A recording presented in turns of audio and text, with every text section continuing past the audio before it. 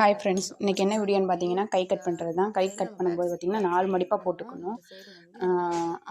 நமக்கு ஆப்போ சைடில் வந்து பார்த்திங்கன்னா மடித்தும் 2 ஓப்பன் சைடும் போட்டு மடித்து போடணும்.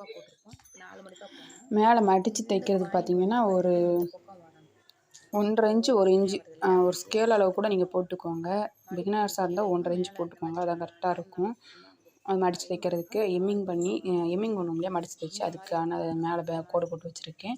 4 மடிப்பாக போட்டுக்கோங்க. நம்ம சைடு பார்த்து மடிப்பு சைடும் அந்த ஓப்பன் சைடும் அந்த பக்கம் இருக்கும். நமக்கு வந்து ஓப்பன் இல்லாமல் இருக்கும் நம்ம சைடு. ஒரு ஸ்கேல் அளவுக்கு போட்டுக்கோங்க. போட்டுட்டு இந்த கை இந்த அளவு இருக்கு இல்லையா, இதை வந்து அந்த கோட்டு மேலே வைக்கணும்.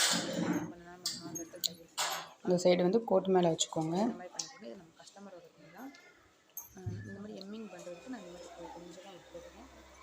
ரொம்ப ஈஸியாக எல்லாருக்குமே புரிகிற மாதிரி தான் சொல்லி கொடுத்துட்ருக்கோம். நம்ம டெய்லரிங் கிளாஸில் வந்து நியூஸ்லாம் ஈஸியாக புரியும். கொக்கி சைடு இருக்கிற அந்த ஹேண்ட் அந்த கையைத்தான் நம்ம இந்த பக்கம் வைக்கணும். பட்டன் அளவு கரெக்டாக அந்த இடத்துல இப்படி பிடிச்சிக்கோங்க. இப்படி பிடிச்சி ஆம்குள்ளே பிடிச்சி இழுத்து இந்த இடத்துல பட்டன் சைடு இருக்கிற கையைத்தான் நம்ம இந்த சைடில் வைக்கணும். வச்சுட்டு இந்த மாதிரி கோடு போட்டுக்கோங்க. அது மேலே முனையை வச்சுட்டு கீழே தையலுக்கும் தைக்கிறதுக்கும் கோடு போட்டுக்கோங்க. கரெக்டான அளவு முன்னாடியும் வெட்டுறதுக்கான அளவு இந்த பக்கம் 1 இன்ச்சும் போட்டுக்கோங்க. அதேமாதிரி தான் ஆம்குள் இழுத்து பிடிச்சி கோடு போட்டுக்கோங்க. போட்டுட்டு அந்த இதில் வரைஞ்சி விட்டுக்கோங்க. அந்த மேலே இருக்கு இல்லையா, அந்த கோடை இந்த மாதிரி போட்டுக்கோங்க. இந்த மாதிரி போடும்போது உங்களுக்கு ஈஸியாக இருக்கும். நீங்கள் கோடாக இழுக்கும்போது வந்து கொஞ்சம் கஷ்டமாக டிஃப்ரெண்ட்டாக மாறிடும். இந்த மாதிரி போட்டிங்கன்னா ஈஸியாக இருக்கும். இதில் வந்து கரெக்டாக ஒரு 1.5 இன்ச் அளவு, கரெக்டாக ஒரு 1.5 இன்ச் அளவு. இப்போ எனக்கு 1.5 இன்ச் வந்து கரெக்டாக இங்கே வருது. இதே மாதிரி இங்கே ஒரு 1.5 இன்ச், எனக்கு 1.5 இன்ச்சுனா அப்போ இங்கே வரும்.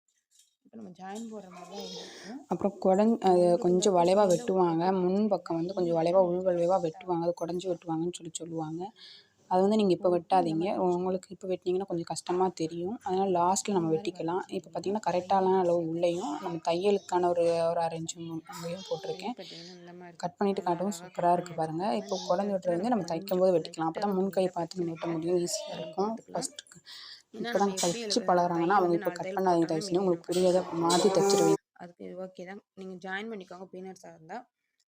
இப்போ கட் பண்ணாதீங்க, கொஞ்சம் மாற்றி தைச்சிருவீங்க. அதனால் தைக்கும்போது கட் பண்ணிக்கோங்க. இந்த கோடு போட்டுருக்கு பாருங்க, உள்ளே கொஞ்சம் தள்ளி அது முன் கைக்கு வரது 2 துணி மட்டும் தான் கட் பண்ணணும். கீழே இருக்க 2 துணி கட் பண்ணக்கூடாது. மேலே இருக்க 2 துணி மட்டும் தான் கட் பண்ணணும்.